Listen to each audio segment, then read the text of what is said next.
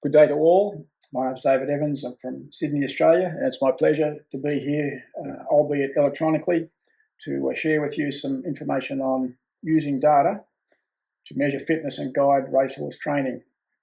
This topic has been the subject of much of my research over decades on reflection, and it's a great opportunity for me to share what I think of the practical applications of much of that research in this area.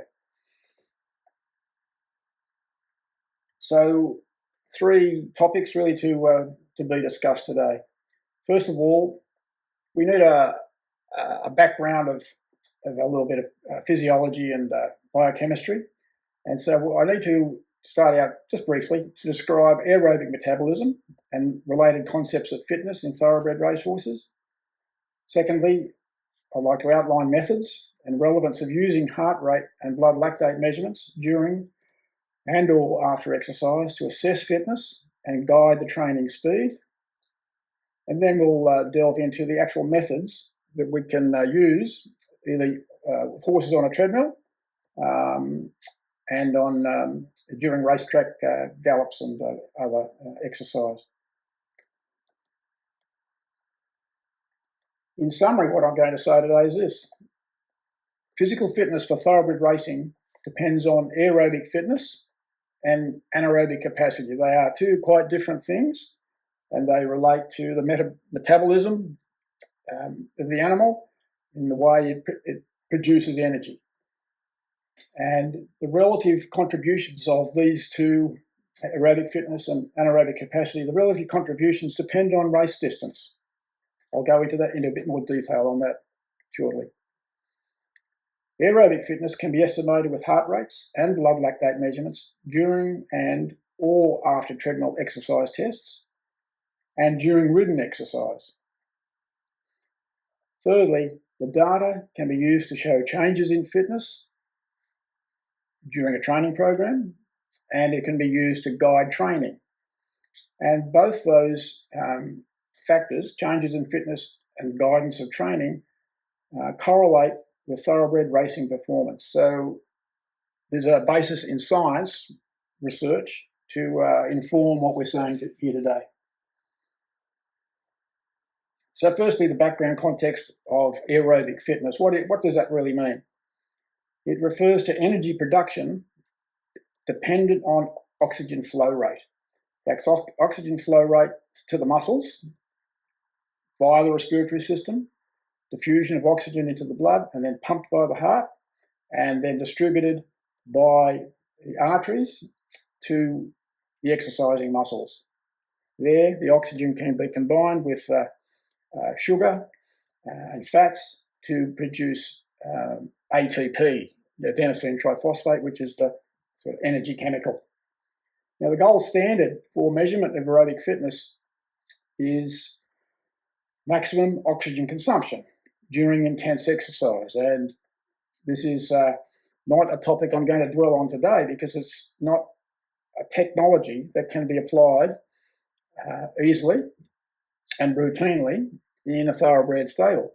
It involves use of highly technical equipment, but it has been used widely in many research locations around the world to help us understand the contributions of oxygen consumption to performance and how it changes with training and overtraining.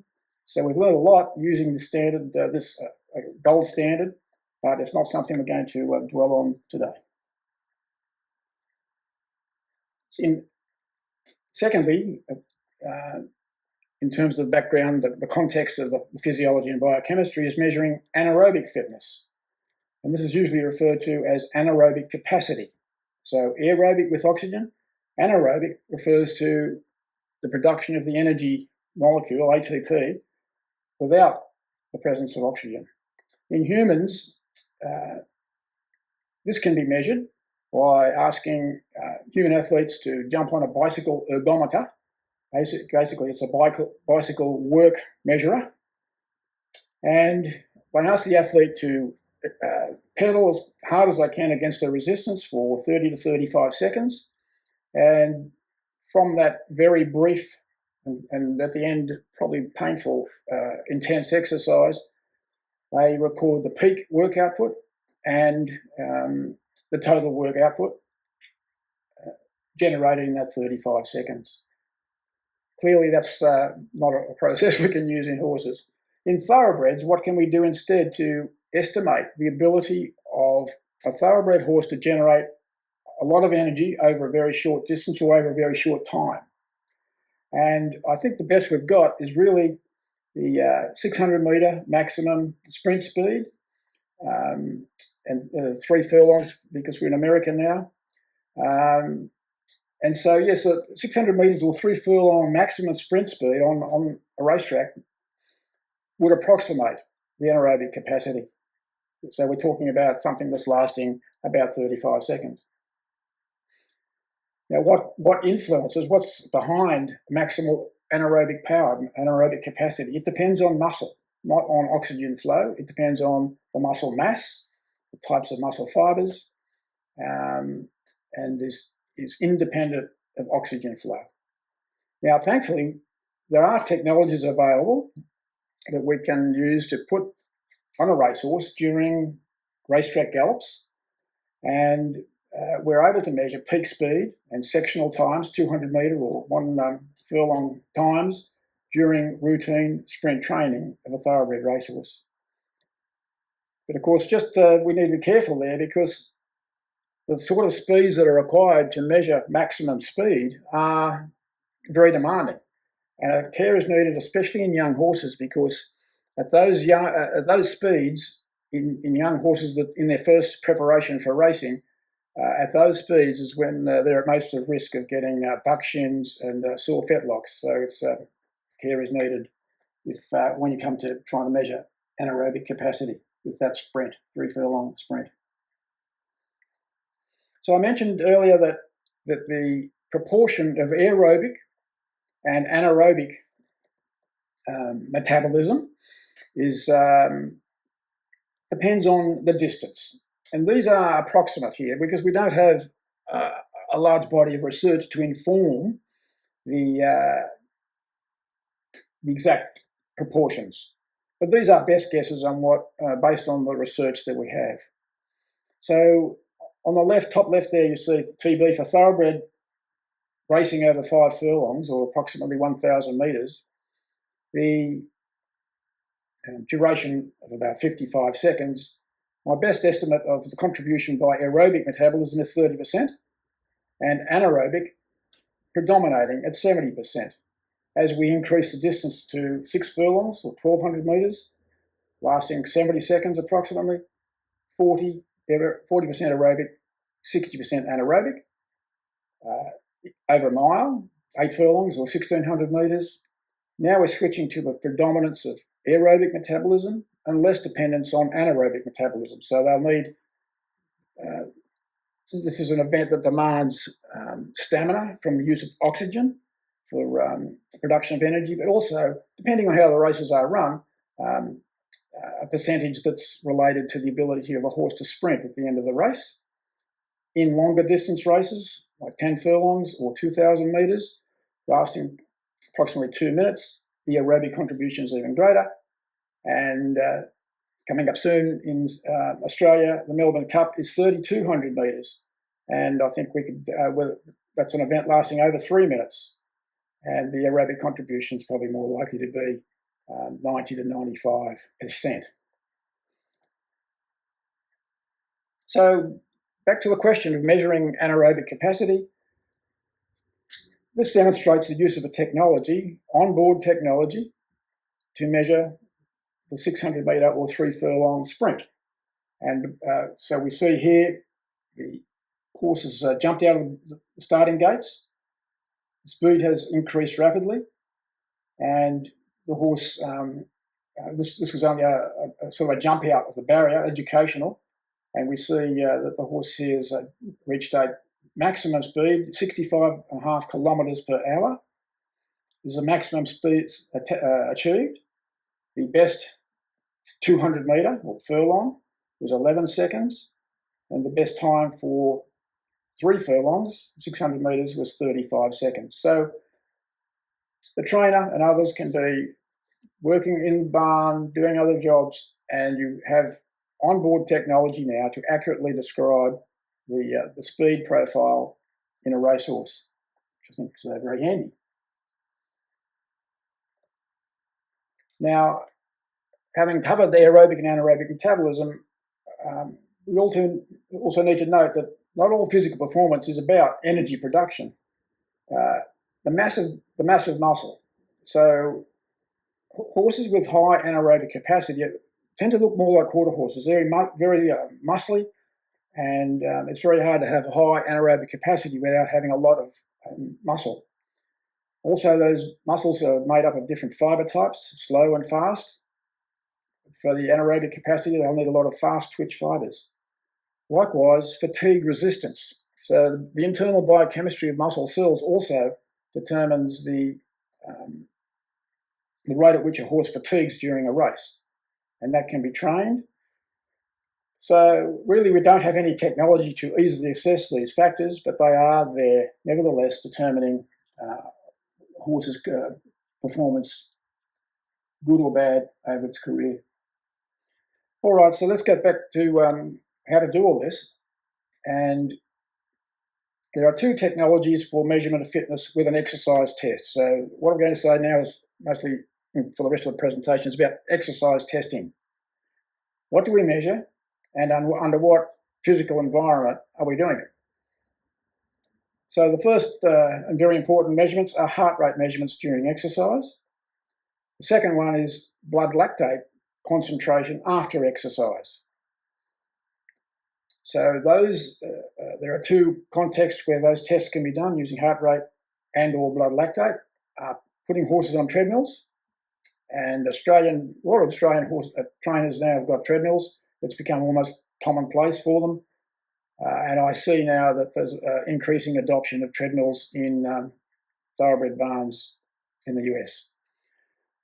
Secondly, if you haven't got treadmills, or even if you have, I think it's important to also put the equipment on horses galloping on the racetrack, because important information can be achieved from those field tests. So what is an exercise test? How is it done? An exercise test typically relates heart rate, heart rate, and or the blood lactate measurement to velocity under standardised conditions. It could be very simple, such as heart rate during 5 minutes trotting. Might be trotting on a racetrack or trotting on a treadmill. That would be a very basic, simple fitness test. But I'm going to suggest today that we can get a lot more information by doing a little bit more than that and adding some complexity without making it too complex to be interesting.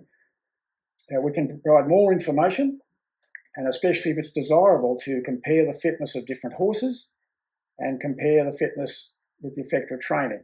Is the horse getting fitter with training or not? And these questions can be answered based on treadmill exercise, or ideally can be based on treadmill exercise or conducted as a field test. So why do we bother? First of all, anyone with thoroughbred horses, either trainer or owner, are fairly interested in the prospects for the horse. So it's interesting to identify the best horses, but also identify perhaps the horses with limited fitness and therefore limited capacity to perform well. In Australia, 90% of racing thoroughbreds don't pay their owners' costs. Now that's a study of several decades ago, but I doubt that ratio has changed too much. From the point of view of owners, perhaps it's interesting to know which of their horses are less likely to pay their costs. Now, we've seen also that another reason for doing this test is that the superior results in fitness tests correlate with superior race performance. It's been demonstrated in thoroughbreds that those with better results in fitness tests earn more money and have better performance using other metrics. The other good reason for doing these tests is that repeated measurements can reflect changes in fitness as they respond to training and respond to racing and competition, perhaps over several months. So just to summarise there, each fitness test can address certain questions. What is the current fitness rating of the horse? Has the rating changed over previous weeks? Is the fitness rating inferior, average or superior? Do the speeds of training need adjustment? Is there information that might help with decisions concerning ideal race distance? So let's start with treadmills. Treadmills have got an advantage over field tests because the physical environment is strictly controlled. There's a consistency of surface of the treadmill and speed. You don't have to worry about whether the track is soft or hard or the metrics of the shape of the track. Don't have to cope with maybe hills and valleys on a racetrack. And the measurements that we're talking about, heart rates and lactates, are easily conducted during and immediately after a maximal or near maximal effort on a treadmill. But horses are not simple to test because, as you know, they're flighty animals, tend to overreact to minor threats to their existence, and these potential effects of anxiety, fear, excitement do cause the heart rate to fly higher as they're standing still, but also even when they're trotting and during trotting and galloping on a treadmill. And not only can these potential effects of fear and excitement affect heart rate, but also can affect blood lactate concentrations that are in the blood collected after the treadmill test. So if we're doing a typical standard treadmill test of heart rate response to exercise, we can standardise a protocol. So the speeds and the durations of several steps are standardised, and each step has a defined speed and duration. So this really mimics the protocol I use now with trainers. So they might like to walk the horse off the treadmill for whatever time they like.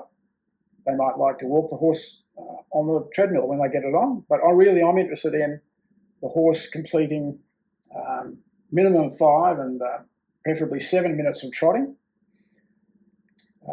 Then I ask them to go back to walking for 2 minutes so I can see on the recording when the transition was made from trot to a slow gallop. So 7 minutes trotting, 2 minutes walking here, then 2 to 3 minutes at a slow gallop, 2 minutes walking again so I can see the transition between speeds, and then a fast gallop. And that fast gallop speed will depend on the horse. It might be different this week to what it was 2 weeks ago if the horse has gained fitness. And the fast gallop speeds can vary enormously between horses of different quality in terms of their aerobic fitness. So here's an example of exactly what I was describing with lines. This is an actual horse that I tested 2 weeks ago. So what have we got here?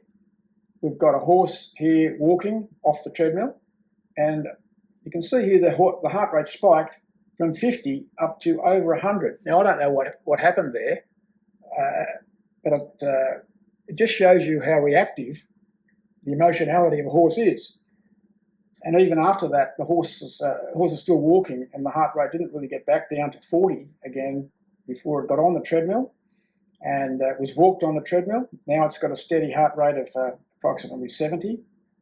And now we're back, we're into the real business of trotting, walk for 2 minutes, increase the speed, slow gallop for 3 minutes, walking for 2 minutes, and then a fast gallop for 90 seconds.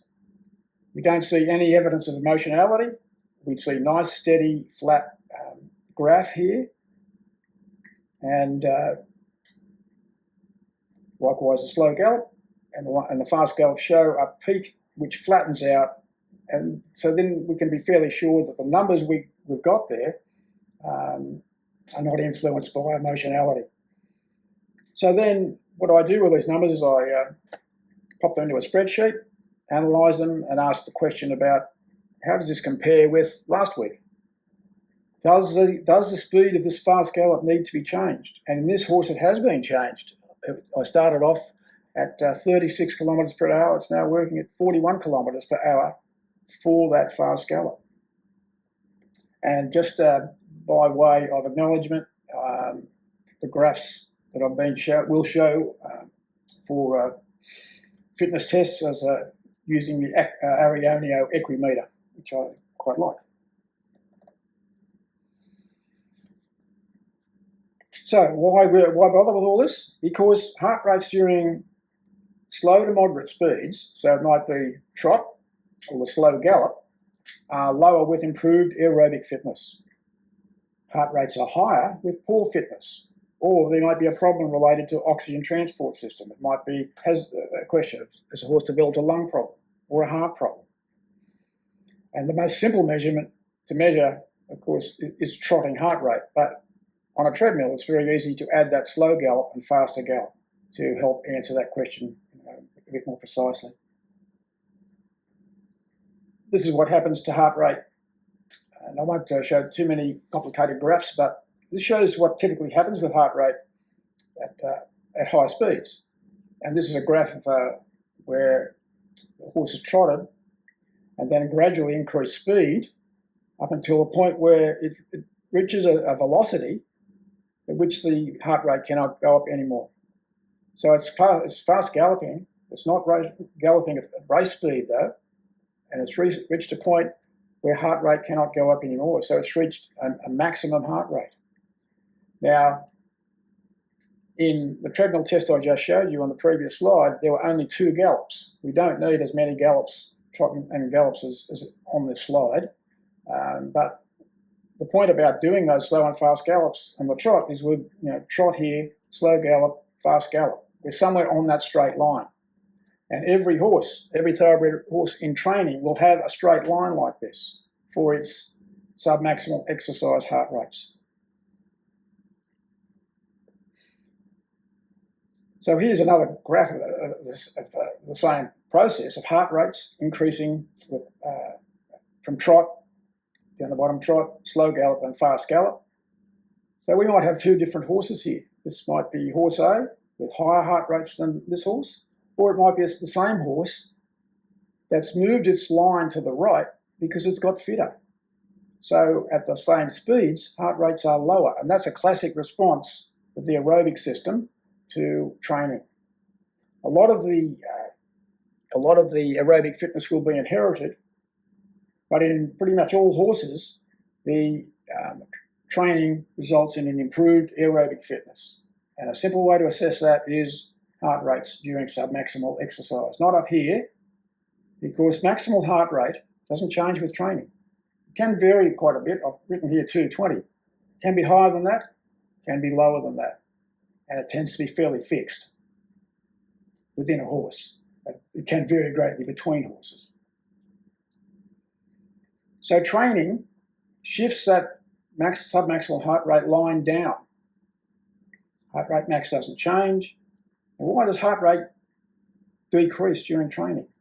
The heart rate lower during training, during the trot, slow gallop and fast gallop, is because the heart capacity, the capacity of the heart to pump blood increases. The volume of blood circulating in the animal increases. And so it's a reflection of those responses to training.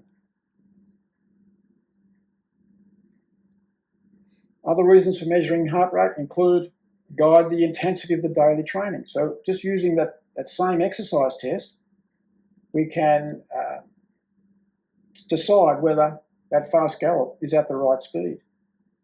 So we can use the data to guide the daily training exercise, especially if it's coupled with blood lactate tests. Blood lactate collected 5 minutes after the test. Likewise, monitoring the fitness and post-race recovery, looking for possible clinical signs. Perhaps a horse has developed a heart arrhythmia, or you don't want to be sending it into a race before that's resolved. And these treadmill tests can also assess poor performance investigations. Maybe it's poor performance in a horse that's raced 5 times and disappointed everyone. Maybe it's poor performance in a horse that's raced well and now not racing well. So I've shown you a graph of heart rates during treadmill exercise. Here's a graph, again using Arionio's equimeter. So at the top we have distance, and at the bottom we have speeds during trotting, and after speed has increased a little and then increased a bit more, and you can see that there's a nice correlation between the change in the speed up here and the heart rate in red. So that's a nice demonstration of how heart rate is closely linked to speed. Now, this is a nice relaxed gallop at slow speeds and is useful to help assess the fitness of the horse. Now, I've mentioned the problems that you can get in these exercise tests, so we won't dwell here, but excitement, fear or pain, Mondayitis. If horses are just locked in their box on Sunday, often a bit stirred up on Sunday, they're often a bit stirred up and want to get going on Monday, so I tend to ignore data on Mondays. Horses pulling against the jockey on a racetrack, or pushing at the front of the treadmill, or sitting at the back of the treadmill. So if I'm not present, I need to know from the person who's looking after the running of the test, have any of these things been happening during the test? So there are advantages for treadmills and a few disadvantages, but most of the disadvantages are in the field test on a racetrack. So variations in the track surface, uneven surfaces. So results on one racetrack cannot easily be applied in some other situation. The daily exercise speeds and distances can vary. It's not possible to dictate that a horse does a particular standardized exercise test. So I just have to use the data that comes off the technology rather than using a standardized exercise test. So blood lactates now to conclude. Blood lactate concentration. So in order to collect blood after exercise, you need to wait for 5 minutes or so, and then use a rapid lactate analyzer to measure the lactate concentration. The resting value is approximately 0.5 millimole per litre. After intense maximal exercise, it's about 30 millimole per litre concentration of lactate in the blood. And these values, resting and after maximal exercise, are of no use for a fitness test. What is of use is measuring lactates after fairly intense exercise, but not trotting and not maximal exercise. So here we've got two curves. This is the way lactate responds to increased speed. It tends to go sideways during trotting, so 4 meters per second trotting. This might be a very slow gallop. And finally, in this curve on the left, the lactate concentration tends to go up as the speed goes up. The typical response to training is that lactate concentration 5 minutes after exercise in this middle zone of intense but not maximal exercise is that at the same speed, the lactate goes down. Or at the same lactate concentration, the horse is galloping faster. Now, this is useful information. So it's useful because it can be collected quickly. You can combine it with your heart rate test. Trot, slow gallop, fast gallop. And you do your blood lactate 5 minutes after the fast gallop. So the one-step test produces lactates that are lower in the fittest animals. And that's been demonstrated in a research experiment of real horses in real training environments. The one-step test for lactates can be combined with heart rate measurements during the regular treadmill gallops. But again, we have to be aware that fear and anxiety complicate the measurements. What's the relevance to racing? Well, lower blood lactates are associated with superior racing performance. I was lucky enough to work with a trainer of 100 horses, and we tested some of the horses at the end of the year, and the thoroughbreds with the lowest lactate concentration after exercise on the treadmill, in that case 2 minutes after, had the highest UK, United Kingdom time form handicap rating. So this is has an evidential basis. The other use of lactate measurements is to guide treadmill training. So if we train the horses at lactate values of between 6 and about 12 millimoles per litre, as found in blood samples taken after a fast treadmill gallop, they're the speeds we target for fast gallop training. So that fast gallop, we can assess heart rates, we can assess heart rate recovery, and we take our blood lactate 5 minutes afterwards to find out, well, how stressful, how metabolically stressful has that been for that horse? If it produces a lactate of 3, it's time to up the speed. If it produces a lactate of 15 or so, you think, okay, well, that's probably a little bit, we need to back off a bit. So the lactate is very useful for training. Now, the training is not just of heart, but also this sort of training is trains muscle. And lots of biochemical changes can occur in the muscle cells in response to this moderate lactate training.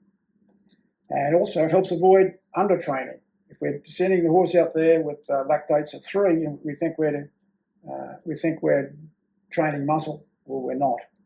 And so it's important to avoid undertraining, just as it's important to avoid overtraining. So in summary, the technologies for heart rate and lactate measurements are applicable for tests of fitness and guidance of ideal training speeds. Comprehensive fitness tests involve treadmill exercise tests with heart rates and lactate measurements, and ideally should be combined with 600-metre peak speed in racetrack gallops. And that's my approach now, and I recommend it, is combine treadmill tests with what's going on the racetrack in terms of the horse's sprint speed. Thank you very much, everyone.